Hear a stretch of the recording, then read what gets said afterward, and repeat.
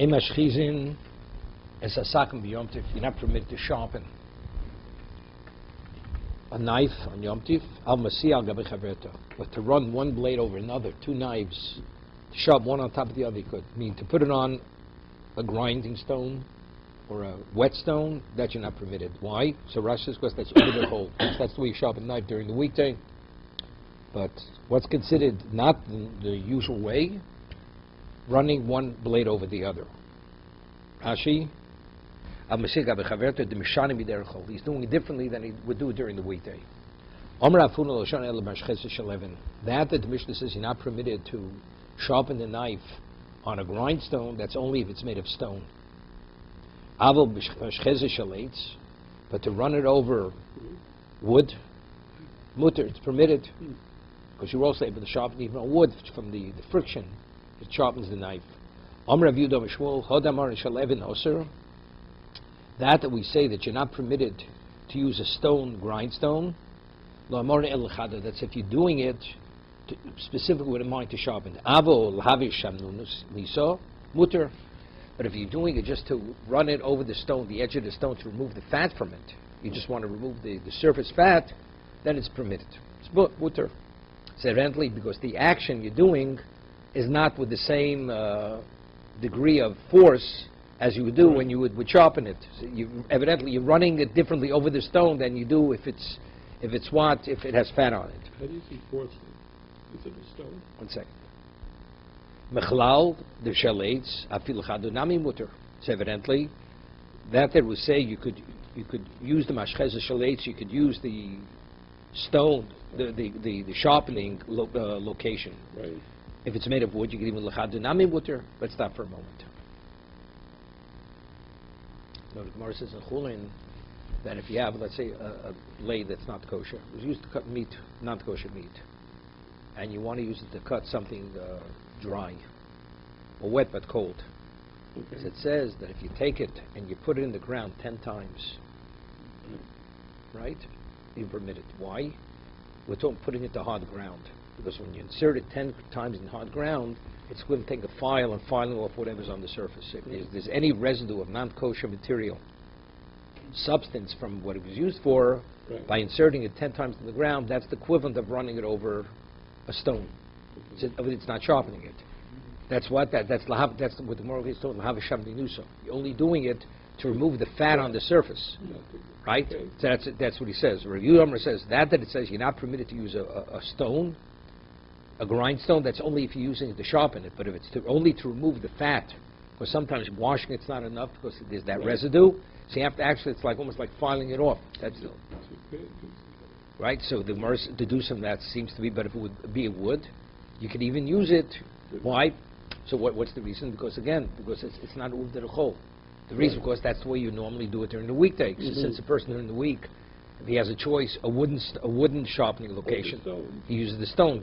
Wood is like the unconventional way to do it. It's interesting. The Gemara says in Shabbos, how it grew up in the Wild West.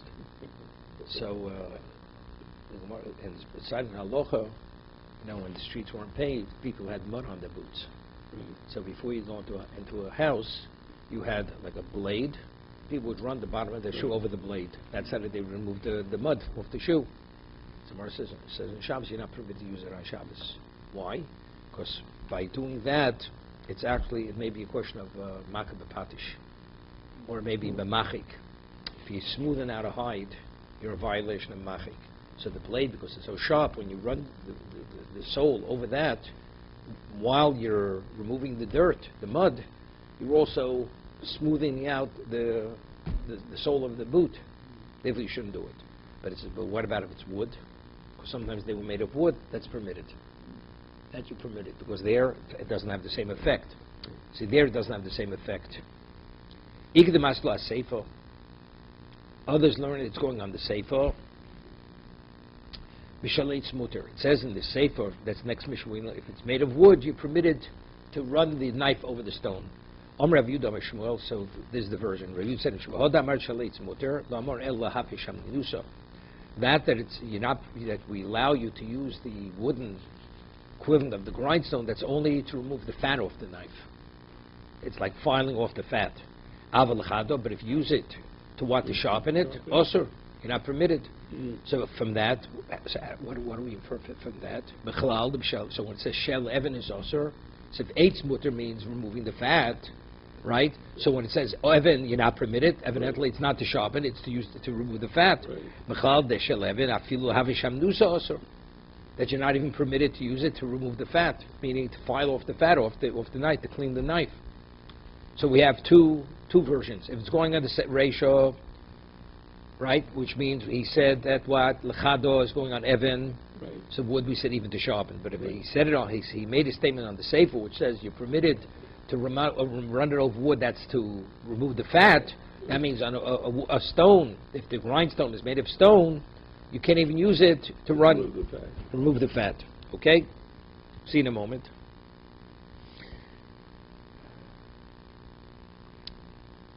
So Rashi says also,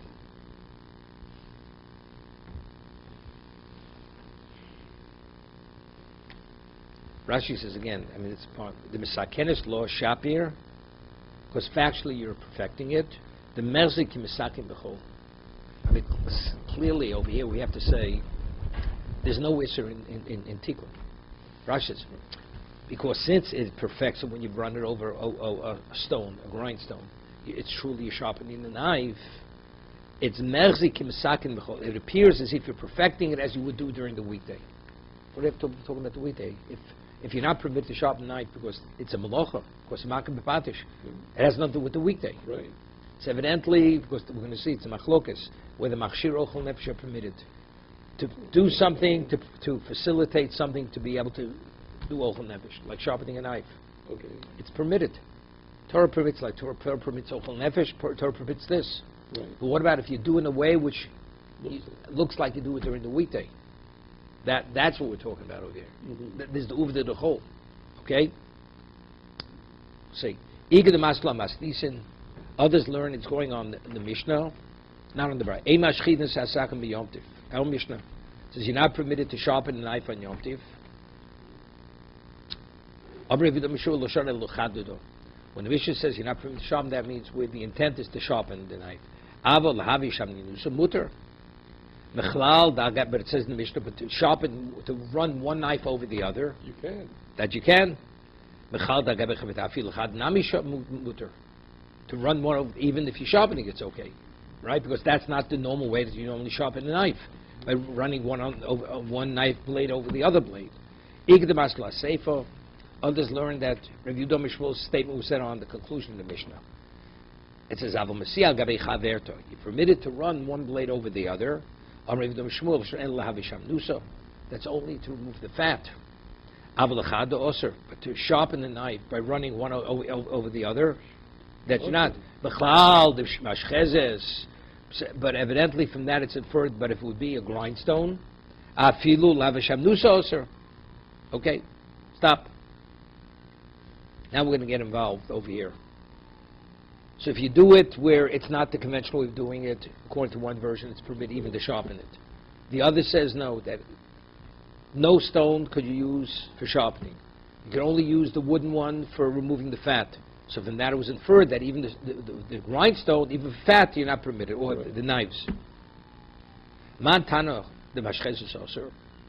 Who's the Tana who holds that you're not permitted to run something over, to sharpen it, the whetstone? Amar Abchiz lo Rabbi Yehuda. It's not going like Rabbi Yehuda. It's not going like Rabbi Yehuda. It's none. Tanakama says the only difference between Shabbos and Yom Tov is ochel nefesh. What's ochel nefesh? That pertains to preparation of food.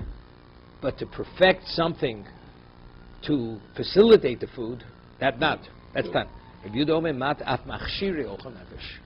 Even what's necessary to facilitate the process, even that's permitted. So the Mishnah can't go like Rabbi Yehuda, because the Mishnah says you're not permitted to sharpen a knife.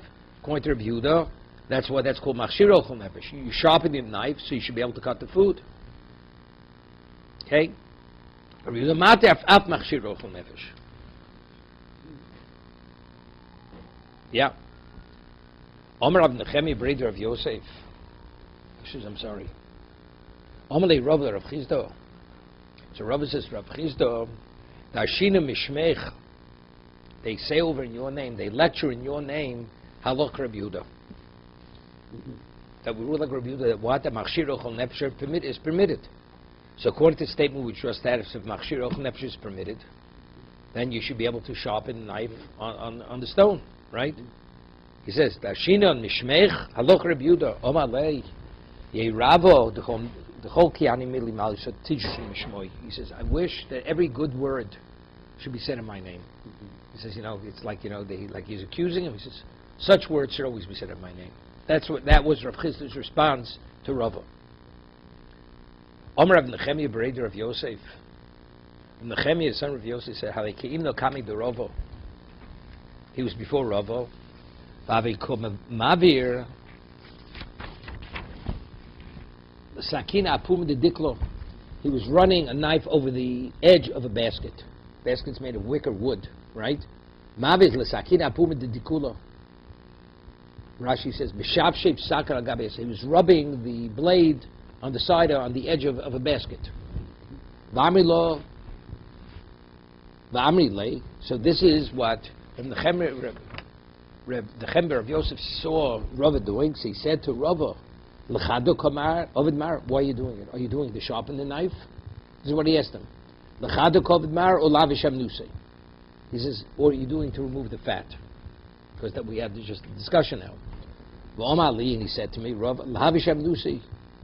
He said to me, I'm running the knife over the edge of the basket to remove its fat, which we said is permitted, everybody. V'chazite l'daite.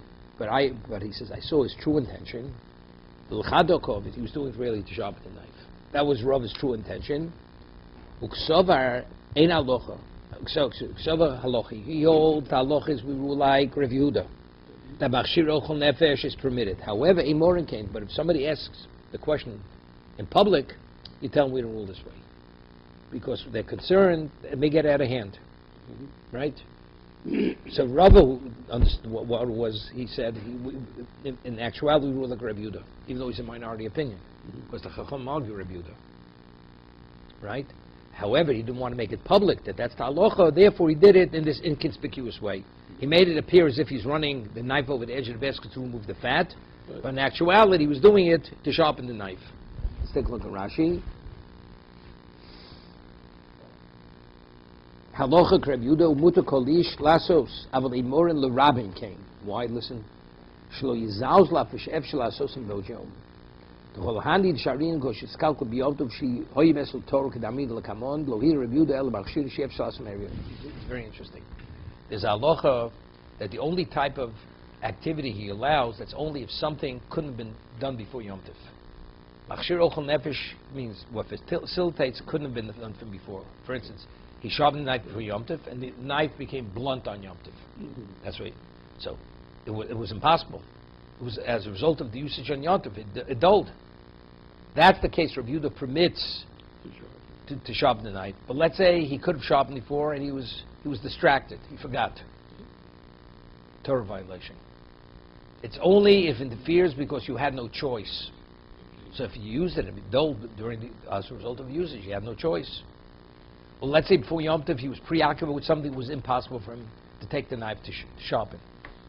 Also, even though it's a little different, it's basically a choice, which takes the priority. Doesn't make it, but since it's legitimately he didn't do it before Yom Tov, before Yom Tov we allow him to what? To sharpen the knife. So Rava held. He says, so why do you want to reveal it? Because people get confused.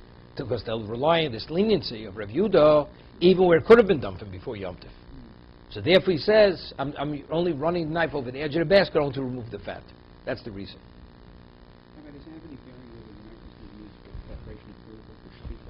It's the same thing. Same. They're both ochel nefesh.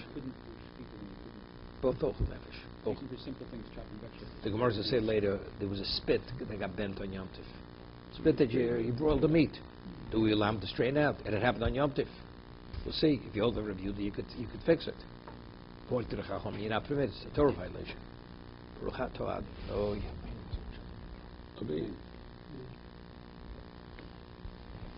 Okay, we'll get into this a little bit. But what is the minority opinion? I know, but nevertheless we rule this way. You do it. That's what Rava said. Iboilu. Now the Yoshayla. The person's a shochet, so you usually take the knife and you show it to the chacham, to the rabbi, to check the knife to make sure there's no nick in it. If it's a nick, so the question is, well, what's the point? The point is, because if you can show it to him, he'll tell you, you have to correct it. You have to correct it, and you will correct it. Mm-hmm. But if we hold a mooring cane, we're supposed to keep this under the radar, Mm-hmm. right? But by showing it to the chacham, it's specific for that reason. Iboilu. Ma'al sakin l'chacham b'yom tiv. You show the sakin, the knife, to the chacham on Yom Tiv. There's the shochet. Rashi. Hatabach sakin b'yom tiv. Livdok shitil chacham al tabochim. Because they institute a rabbinic obligation. Laharo sakin l'chacham kodem shishchot. Shum behema. Before you slaughter any animal, the knife has to be shown to a chacham. Ma'alaska b'yom tiv mimer zikuv de dechol. Is this considered like a weekday activity? Davshin milsa shedaito libkor beitlis. Olo milsi. Because since his intent is to sell the meat in the meat market, so it becomes public knowledge that it was freshly slaughtered meat on Yom Tiv. And if it was freshly slaughtered, that means the knife had to be checked. Olo milsi. So the question is uvderchol. That's the question that was posed. Can you show it? Rav Mori braid Rav Bizna Shori. Rav Mori, the son of Rav Bizna, said it's permitted. Rabban Amri, except Rabban Nasi, the Chachamim say it's not permitted. Rav Yosef Omar, Talmud Chochem Roya Latzmo, Umashil Lecheira. Talmud Chochem, rather than making it obvious that it was checked, whatever it is, he sees it as if he needs a knife for himself, and then he lends it out without checking, because he checked it for himself. Mm-hmm. So nobody knows the knife was checked, but he knows it was checked. Talmud Chochem Roya Latzmo, Umashil Lecheira, he lends it to others.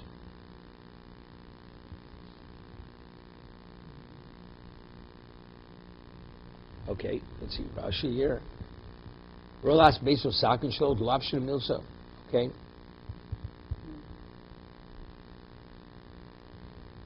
Bomer of Yosef. Sakin Shomdo. Hear this? Knife which is no longer usable. You have it, Norman. Sakin Shomdo. It's no longer functional. Mutal Chada B'yomtev. You're permitted. Vani Mili. Who? The Posca Agabduchka.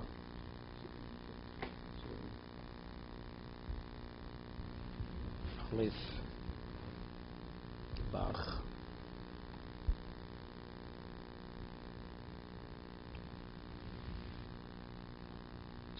Yeah. The Posco Agavducha. Haimil takes it who? Posco Agavducha. Rashi says, Hanimil the Posco Agavducha, Avolim Eno Choteches Klal Osel Chado, the Ticho Yiseru. Yeah. Posca Aguducha means it still has a blade. The blade is still there, but you have to like push. Okay. So there, how much do you need to perfect it? Not much. Let's say the knife, even if you push it down, it doesn't cut. That's how blunt it became. It's like the bottom blade flattened out. Mm-hmm. So there, it's a question of tichi yiseru. To sharpen knife there, it takes a tremendous amount of effort to really get the knife back into working order. Rashi. Avlameno choteches klal, also lechado the tichi yiseru. That thing was not posing. Here it cuts partially. Are you permitted to bring it to a perfected level? That was the question.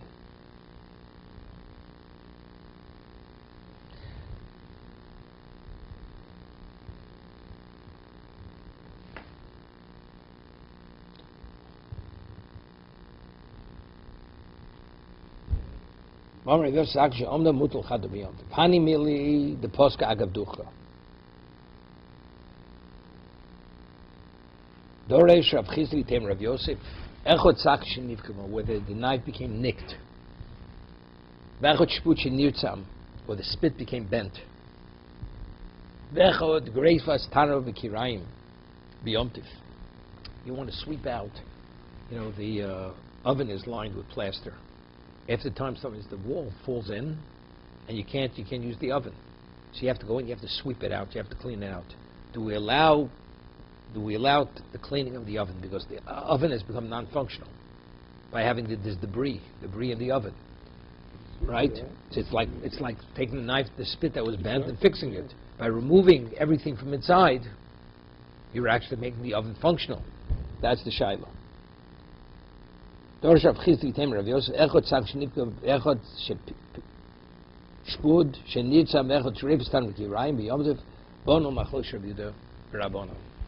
machlokes, right? This machshir ochel nefesh.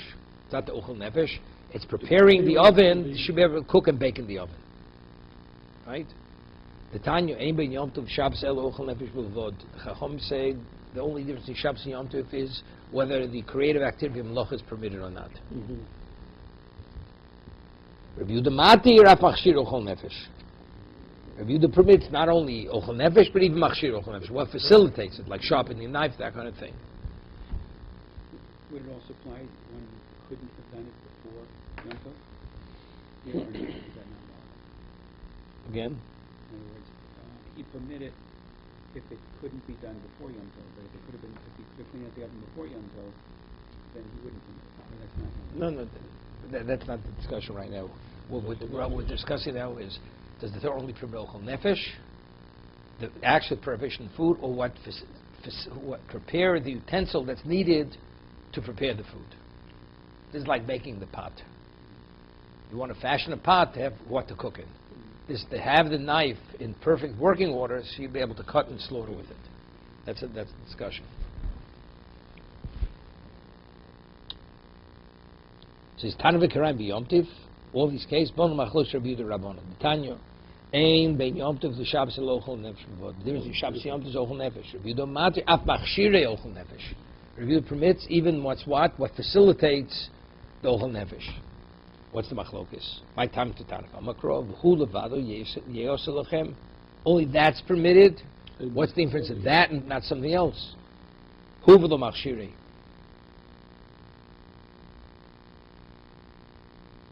That's the Tanakh. Review the Omer. Omakro lochem. It says lochem. What does lochem mean for you? The kind of lochem means l'chol tzorchechem. Whatever your conceivable need is, we permit. So what? So if the knife bent or whatever it is, it's a conceivable need. So what do we differentiate? How could you say that it's not permitted? It says lochem. So it seems to even sharpening a knife is permitted, right? Lochem is not to say, it means what that I did permit, it's for you and not for the goyim. You can't prepare food, cook food for a non-Jew on Yom Tov. Idoch nami oksiv, who? It says who?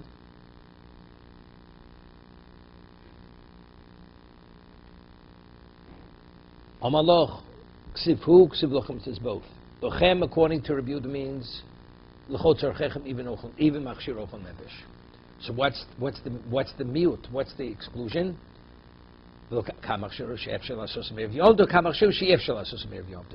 Who means, who is the exclusion? It is permitted. Here it says lochem means anything you want. And then it says, but it's only it.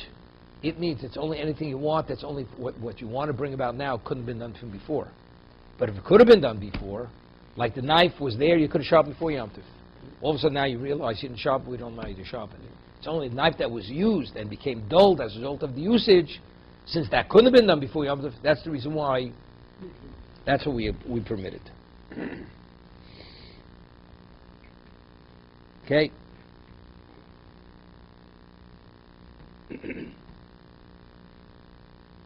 Amar Rav Yehuda Shmuel, Shput Nirzaf, the spit that became bent, the spit that you broil meat on. Also the sakna b'Yom Tov. You're not permitted to fix it. Pshito. It's obvious. It's the Raisa. Well, that's our answer is Pshito. Also, the sakna b'Yom Pshito. Lo tzricha el avagav the mishit biyodei. Even though he could fix it like a novice, he could bend it back into shape with his hands. He doesn't need special utensils. So maybe that should be permitted. Right? Even though he could, we still don't permit it. Of course, you look at the end result. The end result is he's perfecting it. The spit that you broiled meat on, that spit, after what is it? It's dirty. So if it's dirty, it's muktzah. Do we allow you to take it and wash it? That's the question.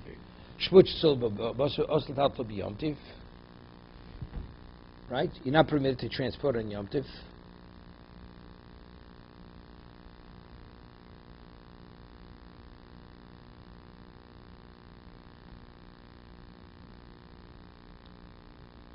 What's the difference between cleaning the knife and cleaning the spit? Well, let's say Omer Rav Yudom Shmo Shput so beyond Osla Talmud Yom Tov. No. It's muktzah. Why should the knife be cleaned? Because it doesn't get as messy as the shpud. The shpud is all full of fat and all that kind of thing. It's muktzah. It becomes muktzah. Okay. Let's see Rashi. Miyad lachash nitzlat slifi shed nimas. It's muktzah macham smius. Muktzah kvar naset tzorch Yom Tov. If you want to use the spud a second time, we'd let you use it. If you want to boil something else, but if you're not boiling anything else, what does it state? It states muktzah macham smius. It's disgusting. Right. It's dripping with fat and blood and everything else. You have to put it away. I've got the mishpat yodek. Yeah. Of Amar Rav Yudom Shmo Shput Shetzol Boser B'Yom Boser Os Tatel B'Yom Tov. You're not permitted to transport it. What's the base? Yeah.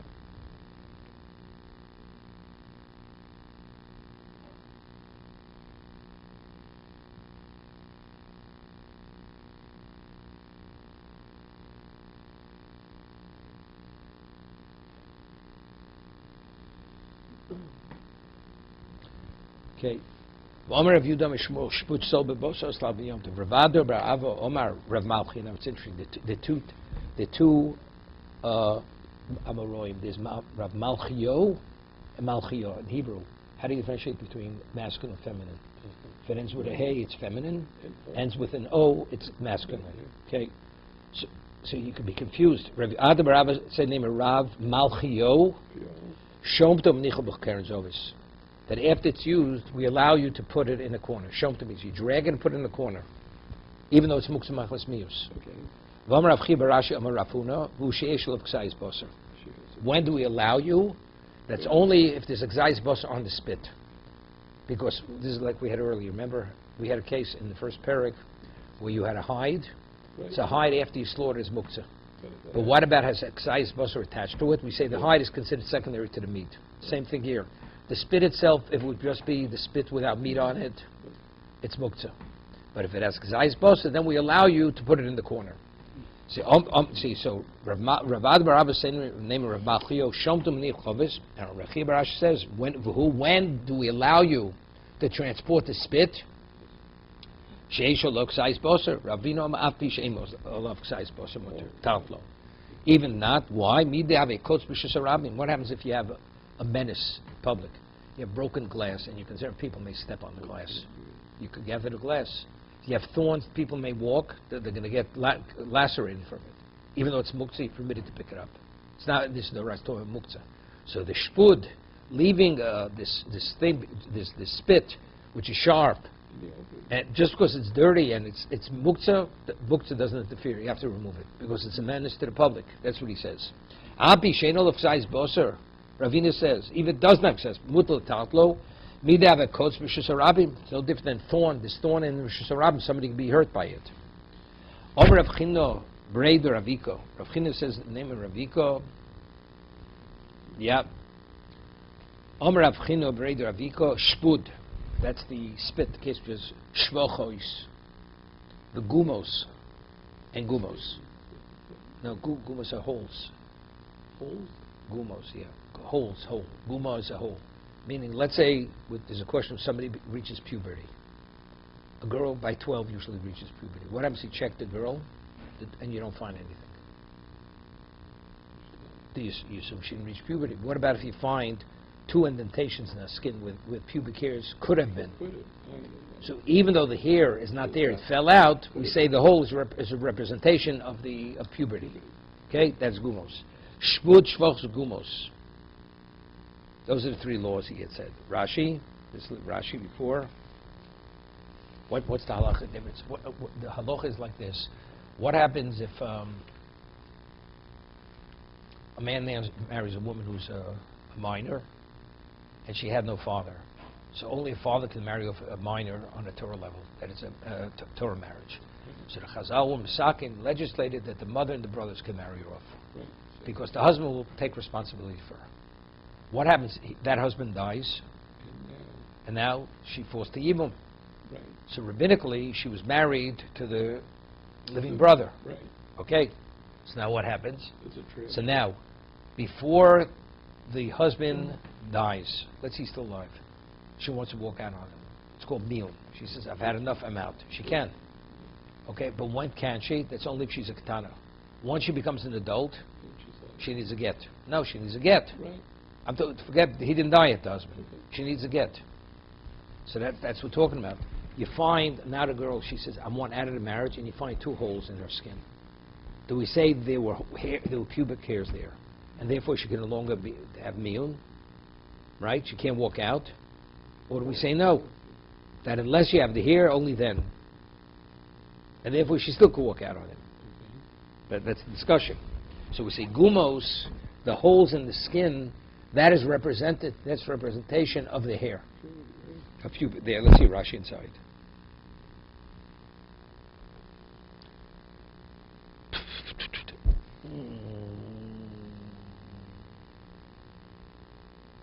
Shpud shvochos ugumos, Reb Malchio. See it?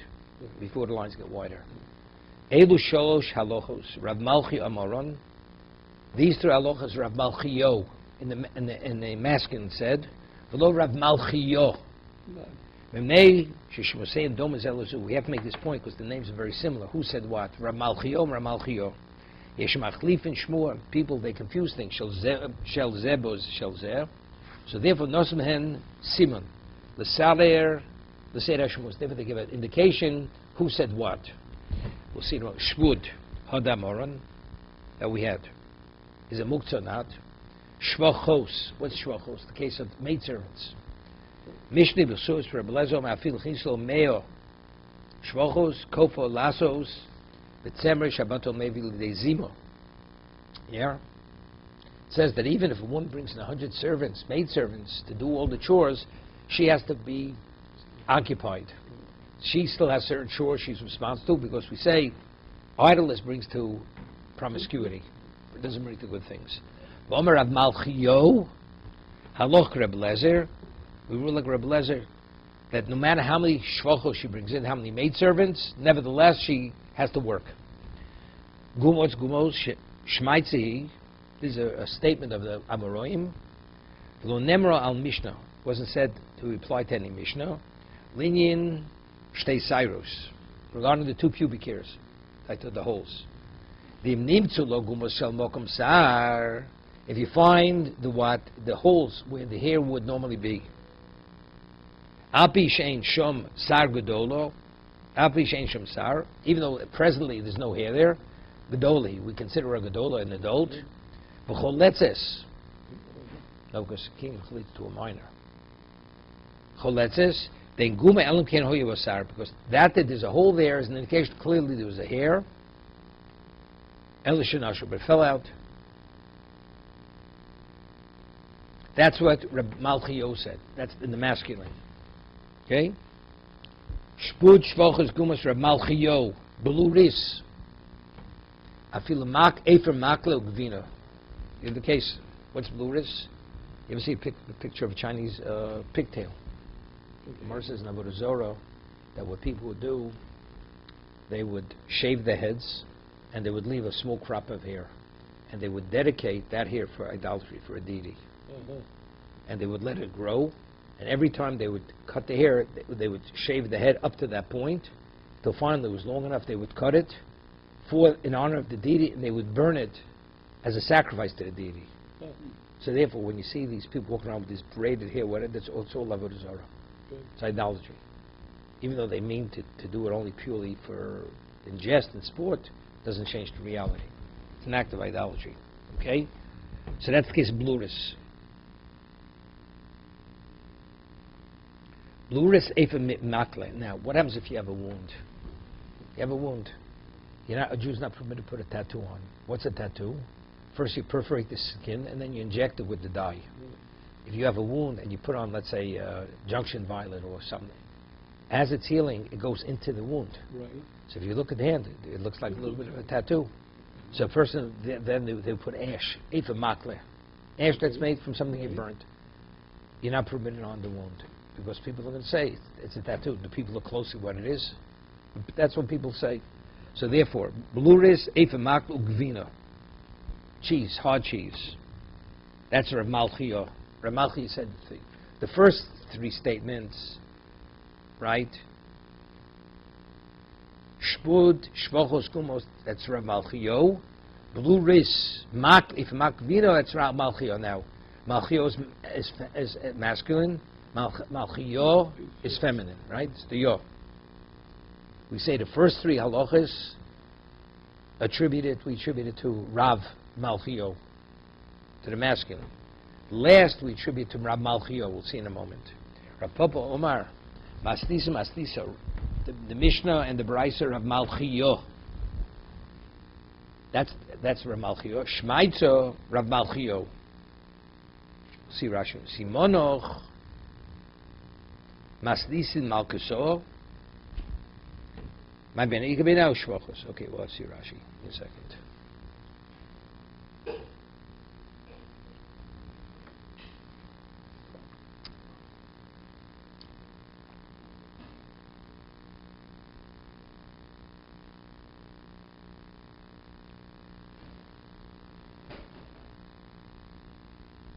Bluris, let's see Bluris.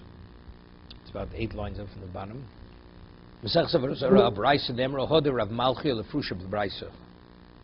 coming to elucidate a Brayso. Listen, Kusi hamistapim Yisrael. A Jew the barber's a Jew, and the customer is a Kusi. That means he's an idolater. And now he has this crop hair on his head. The barber is not permitted to shave the head up to that point. Because why? Because he's actuating that, he's giving cover to Avodah Zarah, he's giving cover, he's giving honor to it, okay? Hamistabi Yisrael, Kev Shegi Lebrus, Shomet Es Yodo, V'yelech, Ad Bluris. He has to stop cutting, he goes up until that point. Nibso Meiniach Lo Bruso, V'tikno Lo L'Shem V'ozah, because if he goes closer and he perfects it, he's doing it for, that's idolatry. Efe Makle, Shmaitzim, Seres Makos, Omer Amalchio, Take regular ash, you put it on your mako, as maybe, let's say, to the blood should stop. You're not permitted to do it because it's going to intermingle with the blood and with the scab, and when it heals, it looks like he has a tattoo on his arm.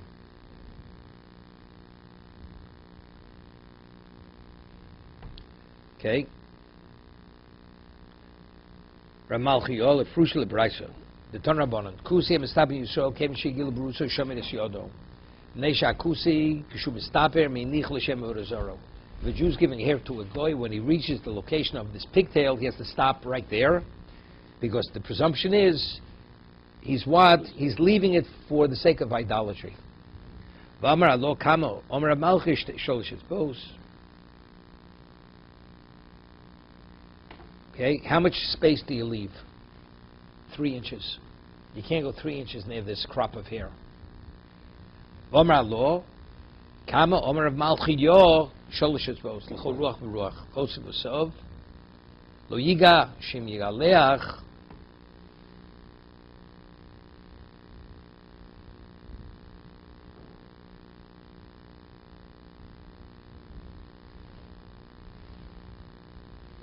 yeah. Shem Yigaleach, V'Yelech Arabrus, Nimtza Meniach Lo Bruso, V'Tikna Lo Shem V'Orazoro. Yeah. Menashenir Kesovas Kaka, Gvina, what's Gvina? Perusher Masisin Idmar B'Sachas Avodah. What's the cheese? Neima also Gvina Mishal. Why you're not permitted to eat cheese that's made by a goy? If let's say all the ingredients in the cheese are kosher. The halacha is you're not permitted to, because they used to actually wrap the cheese in what? In the of the velo, of the stomach. Omar Rav Malchiyo, Neishem Achlikin Poneh B'Shum Chazir, because they smear the surface of the cheese with pig fat, with lard. That's the reason why you're not permitted to buy cheese from a goy. That's Rav Malchiyo. Now, Gvina, the word Gvina is what? Cheese. No, it's feminine. It's with a hey. What is Bluris? It's with a tough, also feminine. Okay? And what was the other thing he said? Gumos. The hairs, the holes, ends with a tough. So that's what he says. Masnisu masnisim malchio. Simlo the asnach. The Rav Malchio polygraph papa. Okay, we'll stop here.